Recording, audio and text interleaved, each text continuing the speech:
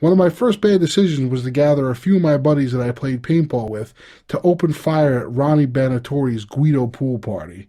I wish I could say this was the official title of the party, because Ronnie was an insatiable bully who was a major meathead. His crew were a bunch of idiots who wore these silly red and white leather jackets that had a billiards table 8-ball on the back. These guys used to walk to school sporting their jackets like they were the 90s version of the T-Birds from Grease. They didn't look like greasers, and let me be more clear.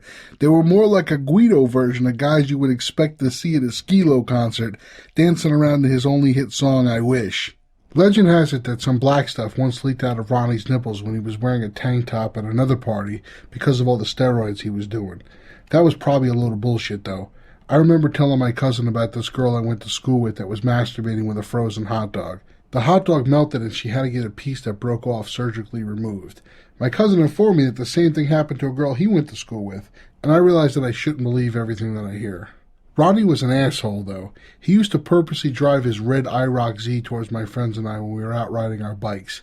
He lived relatively close to me through the woods, and I once saw him, while I was out squirrel hunting, ferociously working out in his backyard to Good Vibrations by Marky Mark and the Funky Bunch. But I digress. Back to the plan. 4 of us were decked out in our best camouflage fatigues and ninja masks. We had stalked out the borders of his backyard around 10 p.m. when the party really started to take off.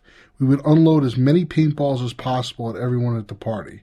Girls, guys, windows, and cars. It didn't matter. We gave 0 fucks about who or what we hit.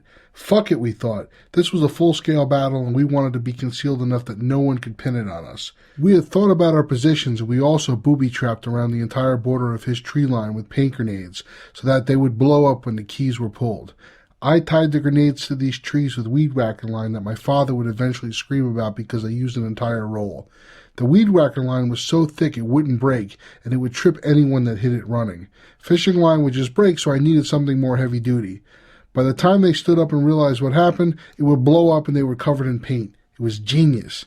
If we had to run, we designated checkpoints that we could get to and regroup in the woods, just in case someone was in trouble. Strength in numbers, that was the idea. I had everything worked out. When we departed from my house, we all let out a war cry. Wolverines! We were all big fans of the film Red Dawn, and we were about to avenge our people.